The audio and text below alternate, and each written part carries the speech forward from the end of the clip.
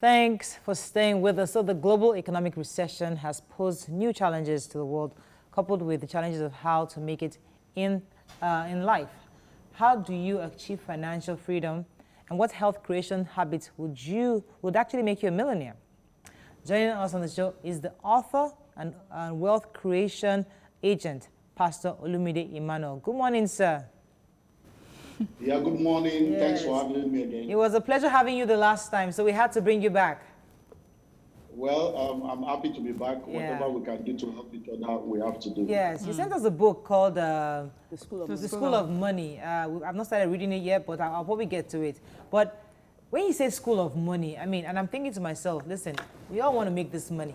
And I want somebody to give us a breakdown of how we can make money, especially now at this period where people are not really having that face-to-face interaction. It's more of online community that is being broadened. So tell us, how can we see money at this period and how do we pursue it? Well, thanks for having me. Well, the book was written as a result of my own personal experience. In 1998, while expecting the birth of my first daughter, I went into a deep depression because my finances was not going the way it's supposed to go. Every other aspect of my life was moving fast, but my finances were just not what it was supposed to be. So in my depression and in my frustration, I cried out. I needed help. I wanted to know what exactly does it take to create wealth. And that led me to 8 months of continuous research on a global scale. And I came out of that experience knowing exactly what needs to be done in order to create wealth. And I started practicing that. After practicing that and producing results, I had a mandate to now go and begin to share that with people. One of the things we need to understand is that principles are universal, but the application are personal, contextual, and geographical. And these principles have been there for thousands of years. So anyone that has ever created wealth in whatever dimension, they have applied the same set of principles. It's just a matter of geography, context, and personal experience. So in order for you to create wealth, because I wrote the book to teach, the book is all about how to make, manage, and multiply your money. And it also serves as a blueprint for entrepreneurs. Because I personally believe that entrepreneurship is the solution to many of the challenges we have. Entrepreneurship is the solution to poverty. When people know how to create wealth, they won't be poor. Entrepreneurship is the solution to unemployment. When people create jobs and go into entrepreneurship, they will create jobs for people. Because all over the world, it is not the job of the government to create jobs for you. The job of the government is to create an enabling environment for small businesses to thrive and put infrastructures in place for people to create wealth. So small businesses all over the world are the ones creating the jobs and creating the wealth. Entrepreneurship is also the solution to corruption. People steal because of uncertainties. When people know how to create wealth, they don't need to steal. So for you to become wealthy, there are 3 simple steps. But these 3 simple steps are not as simple as they seem when you begin to practice them. Number 1 is financial intelligence. Number 2 is financial planning. Number 3 is financial discipline. Financial intelligence means you must understand money. A lot of people wake up very early in the morning, come back late at night, pursuing money, yet when it comes time to learn about money, they are not ready to invest in learning about money. Is it not amazing that people are working every day, 10 years, 25 years, 30 years, money seminar they have never gone to, money book they have never read. If you want to succeed in any area of life, you must read the number of books commensurate to your age in that area. So if you want to succeed in finances and you are 35 years old, you must read at least 35 books on finances. You want to succeed in relationship and you are 32 years old, you must read at least 32 books on relationship, because ignorance is not a demon. You can't cast it out. The only solution to ignorance is knowledge. Yes, so the first thing is financial intelligence. And unfortunately, schools don't teach financial intelligence. So going to school gives you academic education. Academic education does 4 things. It teaches you how to read, it teaches you how to write, it teaches you how to do mathematics, and it teaches you how to think analytically. And that's where it ends.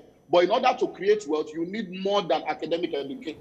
Right. That's why all the professors in school, the dean of faculty, and all the professors in university, they are not millionaires, even though they are academicians. Because theory and practical are 2 different things. Very far. Having PhD in swimming technology does not make you a swimmer. You can go to university and you can have master's degree in business administration, yet you are not able to manage ordinary barbing salon successfully. Why? Because you have the theory, but you don't have the practical. So unfortunately, schools don't teach financial intelligence.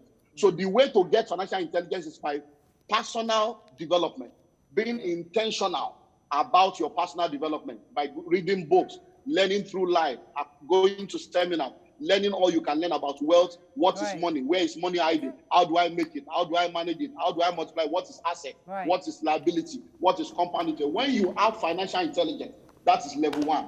Level 2 is financial planning. If you fail to plan, you are already planned to fail. So what is your financial plan? There is a distance. In financial plan, there are 3 things you need to do. Number 1, ascertain your location. Where exactly am I today? Because we are not on the same level. Some people are in debt, so they are below ground zero. Some people are not in debt, but they don't have anything, so they are on zero level. Some people have money, but it's not enough to meet their needs. So you have to ascertain where you are. The only way you can get to your final destination is to identify your present position. If you want to buy a ticket now, and you say, please, how much will it cost me to get to New York? They will ask you from where. Inability to identify your present position will hinder you from being able to navigate your way to your desired financial destination. So in financial planning, there are 3 things you do. Number 1, identify your present financial position. Where am I? Be realistic about it. Don't compare yourself with anybody. If you are poor, but that's not the end of the story. So once you have identified... Can you finish the 2? Please, the other 2. The other 2 first. Go ahead. The other 2. Can continue to the end, but can you just mention the other 2? Mention the other 2. Then this is number 2 already, number 3. No. Okay, it's about so to mention number 1 2. is ascertain where you are. Once you have known where you are, number 2 is determine your destination. Not everybody wants to be rich. Some people are okay with poverty. They don't want riches, so it's not compulsory. So I determine your destination and then choose your vehicle, which is the missing link. Choosing your vehicle is vehicle in wealth creation is what takes you from your present financial position to your desired financial destination. And we have many vehicles, but unfortunately, the easiest vehicle is earning salary, and that is what many people do. So they want to go and earn a salary. So earning salary as a pathway to wealth is like you trekking. If you are trekking from Lagos to Abuja and somebody else is driving from Lagos to Abuja and somebody else is flying from Lagos to Abuja, the person flying will get there first. Not because they are more intelligent, not because they are more spiritual, not because they don't have any needs in their family, but because they have used the right vehicle. So the vehicles you need to use must be vehicles that are very, very fast to take you where you need to be. And salary is the slowest vehicle. It's like trekking. Okay, so today, the reason why you're here today, sir, is to teach us how to fly to Abuja. So, go ahead. Thank you so much. I really appreciate the breakdown. And it's important that we acquire knowledge. I've been on that quest. You know, I've not hidden my ambition on this show. I've said it over and over again. Massive wealth on a huge scale and legitimately acquired. But one thing I realize is that as I teach people, which I do on a regular basis, is that the mindset is very, very important. And so far, you have given us information, but when you don't have the right mindset, we cannot access this information. People will listen to all this bomb you are dropping, and for them, they'll just be like, people are just saying. So help us address the mindset that would change and convert this information, that would process this information and make it usable in our individual lives, because we already have a mindset deficit in this country. So please address that, sir. Okay, that's what knowledge and financial intelligence is all about. The day you stop learning, you start dying. Life is a school, and you learn forever. Knowledge is a continuum. That is why what you know is not enough. You have to learn, unlearn, and relearn continually. You see, the major poverty we have in this part of the world is the poverty of the mind, because our mindset affects us. Now, listen, we are human beings. We are not human doings. You are a human being. You are not a human doing. So you have to be before you can do. But unfortunately, people want to do. What can I do to become? No, it is who you are that produces what you do. Hallelujah. So that being is the mindset aspect. So if you believe you can or you believe you can't, you are right. It's what you believe that matters. If you think you can or you think you can't, you are right. It's what you think that matters. So in helping people's mindset, it's still knowledge. 3 things that will help your mindset is number 1, knowledge. Number 2, association. Number 3, exposure. Those are the 3 things that helps your mindset. When you have the right kind of information, it will change the software on the inside of you. Number 2, if you have the right kind of association, mentors, right people around you, it will help to reprogram your software. Number 3, if you have the right kind of exposure, if you believe that everybody must be, fake to be rich, you have a wrong mindset. If you believe you cannot get money legitimately, you have a wrong mindset. But the way to change that is knowledge, association, and exposure. All right, and thank once you. those things are done, Right. over a period of time, you have that mindset and you're Okay. going to start doing what All needs right. to be done. You know, Right, sir, ma'am. when you first talked about principles of making money and you say that, you know, they remain constant except for where you're from and other factors that change. And for me, I'm thinking as a Nigerian, most of the stories we hear when we're growing up about those who have made money is, I've worked long and I've worked hard, and so I make money. Then on the other side, we have the politicians. I come in there in 4-8 years, I am a millionaire. So Nigerians are looking at these two examples, and for them, there are two vehicles. The long and hard for them can be that's the trekking, you know, and then the politics. So it's like that is the blueprint that has been given us for wealth making. And to hear you talk about this, where do they fall in the principles of wealth making that you're speaking of? Okay, now let us understand something. Anyone that is not offering value and having money is a thief. Let us not paint it. You cannot compare armed robbers. So because somebody that goes to kidnap somebody will make money by kidnapping. Somebody that goes to steal can go and rob a bank and make money. So those are not steal specimen. So for somebody to go into politics and is supposed to go and serve, and before he became a governor or before he became a local government chairman, he had one car and he was a tenant. And 6 months later, he has cars and he has houses. He's a thief. There is no legal salary earner that can produce that. But because we are all enablers, we enable that corruption. And over a period of time, it has become a software running the generations that we have. But you need to understand that fake is a proof of original. So the example you are giving of politicians, somebody is a contractor, they just won one contract, that is not a principle. Those are exceptional situations that we should not follow. Right. Life is governed by principles, and principles are universal. Yeah. So hard work must be accompanied with smart work. The problem is that some people pursue hard work, but they don't add smartness to their hard work. Hard work alone will not help you. You must identify that hard work must be accompanied with smart work in order for you to create wealth. Sir, and that's the key. Yeah. So I have two questions for you. One is about mindset. Now, I grew up in a home where my father was an activist, and every rich man to him was a thief. So I grew up thinking that, listen, we have to just remain very conservative, moderate spending. You don't have to build this big house. One car is enough. You know, my father was very, very moderate. He had the money, but he was comfortable with the way he was. So that's the mindset I grew up with. I don't want the loud. I just want enough just to be okay. But you see, that mindset doesn't make me push forward. So people are there struggling to get more, and I'm just content with this small thing, and I'm okay. Is that a good mindset, or how do I push from that point to making real wealth? It's a money-making mindset. Okay, now you need to understand that we have transgenerational progress in our lives. The generation that your father lived in is the generation that my father lived in. Is the generation that many of our fathers lived in, and to the best of their knowledge and the best of their ability, they taught us what they needed to teach us. Or go to school, get a good grade so that you can get a job and you can retire. There was nothing wrong in that. It is not incomplete. It is not incorrect, but it is incomplete. So what your father gave you is value. That's the same thing my father gave me.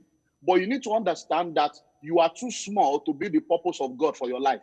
So if your life is all about one car for myself, let me just take care of myself and my family, then you are myopic, you are limited, because you are supposed to be a destiny changer. You are supposed to be a global impact generator. So you are not making money for yourself. You know, how many cars can you drive? You can't drive 2 cars at once. You can't sleep on 2 beds at once. So we need to understand that it's prosperity with a purpose. It's money with a mission.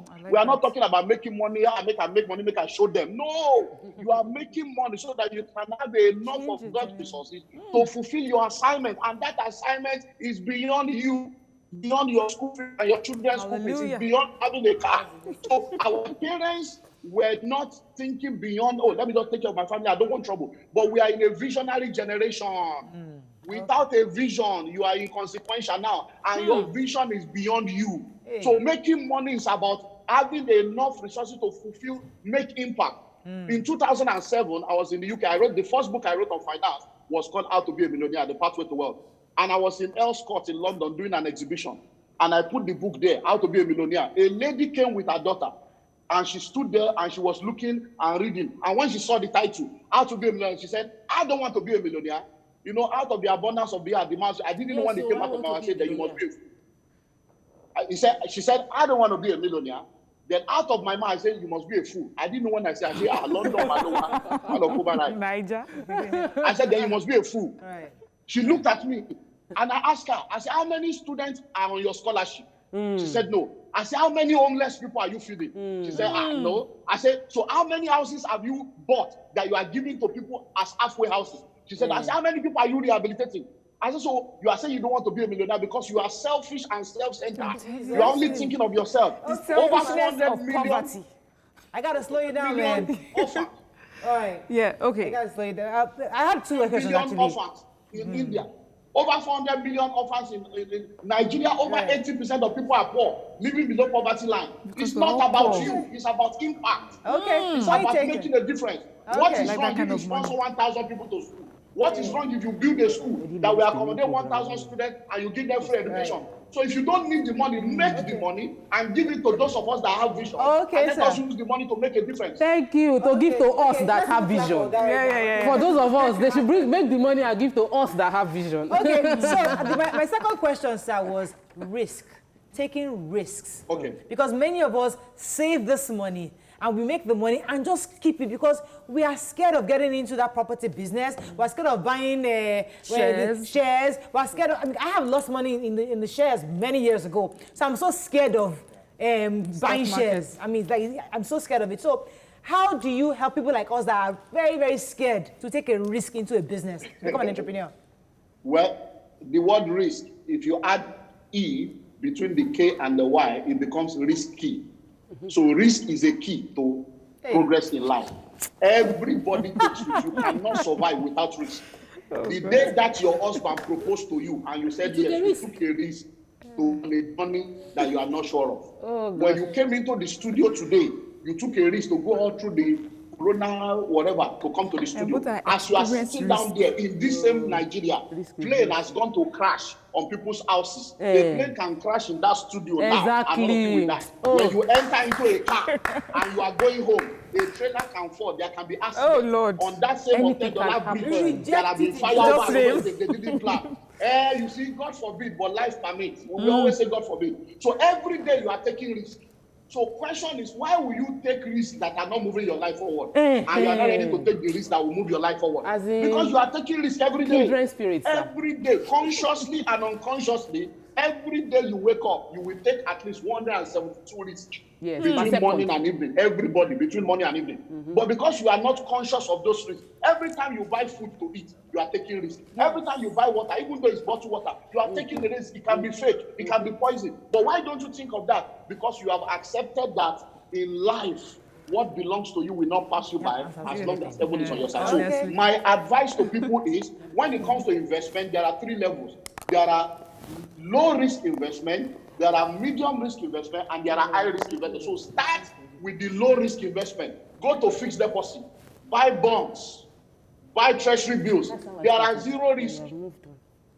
Your interest rate is fixed and your return is guaranteed. That is low. But if you want to move to the next level, you can now go to medium risk investment, and then you can now begin to talk about other things. Then you move to high risk investment, where you can now begin to talk about stock market and all those stuff. All right. Okay, sir. You know, there's this conversation that I'm hearing a lot of recently among people, where it seems that, especially in Nigeria, we want to push everyone to be an entrepreneur. But people will give examples of people who are working for other people and have made money and have created wealth and are also have created purposeful wealth. Why does it always have to be being an entrepreneur? And for me personally, I feel that not everyone is cut out, you know, to do that. Okay, now I think we discussed this in the last meeting. We need to understand, in order to create wealth, you have to make money either by working for yourself or working for other people. However, there are 3 portals of wealth creation. Number 1 is the career portal. You remember I stated it the last time. Number 2 is the entrepreneurship portal. Number 3 is the investment portal. You can make money as a career person, but there are factors that must be in place. Number one, you must be an entrepreneurial staff. Number two, you must understand the business in the career. I mentioned that the last time. Yes, You can be a medical doctor as a profession, or you can be a medical business. You can be a legal professional, or you are in the legal business. So to be a salary earner or working for somebody else is not the problem. It is your mindset, because entrepreneurship is a spirit. Entrepreneurship is a mindset. It's about creating value. And I told you the last time, creating value is three things: answering questions, meeting needs, and solving problems. So if you decide that you want to work for somebody else, salary alone cannot help you. Before you can begin to make good money, you have to become a high net worth executive. So once you decide that career is what I want to pursue, Then number one, get all the certification you need to get. Number two, be a committed person. Put everything in it so that you can rise to the top. And number three, the very minute you start making good money, start investing. Start diversifying your investment so that you will not depend on salary alone. If every salary earner, I told you the last time, you must save a minimum of 10% of all your income. If you save 10% of all your income, you will be able to buy one land every 5 years, or build one house every 5 years, depending on your income and a lot of other factors. So that means by the time you have worked for 30 years, worst case scenario, you can build 2 houses that will be paying rent for the rest of your life. All right, let me take this call from Ahiz. Good morning, are you there? Yeah. Hello, are you there? Thanks for calling. Thanks. Yeah. You're live, go ahead. Okay. I want to make a contribution to your initial discussion. You were talking about lockdown. I hope Hello, Ahi. Oh, so sorry we lost your call. Please try to call back.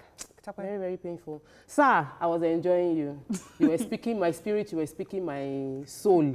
And because I have deliberately been in that space of how do we multiply money, and I want us to talk about investments, and because this is Nigeria is a very, very volatile investment-based country. Yes. And there are many scammers, and you've been in that space. So can you help us highlight scam in a way that we will know this is scamming, and highlight strong places that we can keep our money that are medium risk? So we don't want to do low risk. We are willing to enter medium risk. Tell us the places we can do medium risk.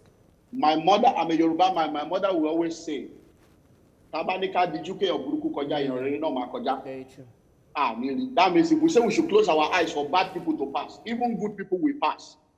You will not know. My mother will also always say, true. So you need to understand, that means if you don't get into trouble sometimes, you will not learn. Yeah. You need to understand that when it comes to investment, life is a risk, like we have said. Anything you go into, if you lose money, you have not lost money, you have paid school fees. Nobody loses money, people pay school fees. It's when they refuse to learn from that experience that it becomes a loss. But when you are able to learn from that experience, you have paid school fees to acquire knowledge that will help you to be a consultant in future. So when we talk about investing, you need to understand that it begins with savings. Savings is setting money aside for a purpose. Investing is sending money on assignment for a return. Yes. That's number one you need to understand. So savings is setting money aside for a purpose. Investing is sending money on assignment for a return. Once you have some basic money, the first thing I will advise anybody to do is to invest in yourself. And invest in yourself means 5 different things. Number one, it means invest in your financial intelligence. Buy books, buy tapes, attend seminars, so that you will know what you need to know basically without being deceived by people. So that the question you are asking me, the same way you expect me to have an answer, you too will have the basic understanding. Invest in yourself, number 2, means invest in your gift, your talent, and your potential. Because your gold is tied to your gifts. Your treasure is tied to your talent. Your profit is tied to your potential. So invest in yourself. What do footballers sell? What do actors and actresses sell? What do comedians sell? They have invested in themselves. Yeah. So invest in your gift, your talent, and your potential. Because by doing that, you'll be able to produce products and services that will be unique to you, and you'll be printing your own money to become Bella Ciao, Bella Ciao, Bella Ciao. Hallelujah. So that is number 2. Number 3, investing in yourself is investing in your area of core competence or your passion. Let me stop with that 3. So that's where you start. Number 2, invest in partnerships. In this part of the world, we always want to do everything by ourselves, and it is a problem. You need to understand Jews understand it. Asians understand it. Africans don't get it. When Africans go to the Western world, they go to London, they go to America, they are going to look for a job. When a Jew or an Asian goes to the Western world, they are not going to look for a job, they are going to look for a business. So they start a business, all of them come together and they help each other. So we need to understand the power of partnership and community. But because we lack trust here, we don't come together. So if you want to invest, you want to buy a house now, they say the house is 10 million. You have only 500,000. That means you can never have the house. But if 20 of you come together with 500,000, you can own the house at 10 million, you do an MOU, and you all have a percentage of the house while you are growing your wealth. So invest in partnership. There are a lot of people doing farming. A lot of people are doing buying and selling. A lot of people are doing all it. They need money to run their business. The business is already working. Why not join those people? Say, okay, let's enter an agreement. I'm going to give you 50,000, or 10 of us will give you 100,000. How much will you be able to give us? And there are a lot of such going on. We have people that are involved farming, goats. The third one. You just mentioned. So that's just mentioned the third the one. next thing is you can invest in anything that is what we call the basic need of man. Basic need, what people cannot do without. We cannot do without food. We can't do without clothing. We can't do without shelter. We can't do without transportation. We can't do without health. So when you go into any of the basic need of man, you will be on good ground. All right, I have to wrap up, but there's this last question. Well, people are asking that how much do you even have saved, but that's a different matter. But I am concerned about this thing that's called partnerships or using your network. One of the issues I've had is that I have a long list of contacts here, but I would not call them for anything. I don't know how to use it. How do I tap into the network that I have? Many of us know people, but we don't know how. We don't want to go there saying, please, sir, help us. I want to do this thing. Yeah. We don't know how to start that kind of conversation. Is there a skill in starting that kind of conversation? Your net worth is determined by and disclosure. The only reason a lot of us are not seeing the power in that is because we think we are going to beg people. Let's go back to value. For instance, now I told you last time, I'm into real estate. We have 10 different estates all over the country. We sell land, we sell houses. Anybody that sells land for us is going to get between 5 to 10% commission. They can even get as much as 20% depending on what they sell. So question, all you need to do is investigate before you invest. So if you come to our company now, it's okay, I want to buy estate in your place. So where's your document? Collect the survey, collect the CFO, go and check the estate by yourself, do your due diligence, get your lawyer to investigate. Once you are sure that this thing is genuine, everybody has at least 250 people on their mobile phone. It's called the 250 principle. Right. You now say, okay, you send it to everybody in your network, say there is a good land, though, it has CFO, it is genuine, though. If you want to buy, I am an agent to these people. So you are not begging them for money.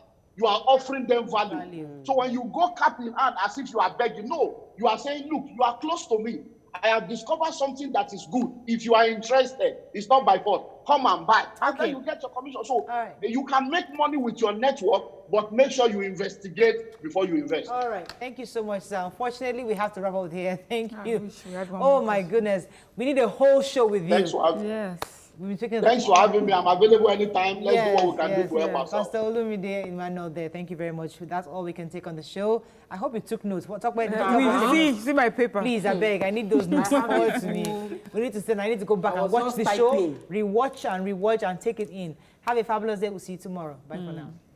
You can watch Your View on TVC every Monday to Friday, 9 a.m. to 10:30 a.m. Nigerian time on DSTV channel 418, GOTV channel 27 and channel 47, StarTimes channel 121 and channel 307, Play TV channel 801 and channel 190, UHF 49, Sky channel 515 for UK viewers. Watch live on Facebook at TVC Connect and on our website tvcentertainment.tv/livestream.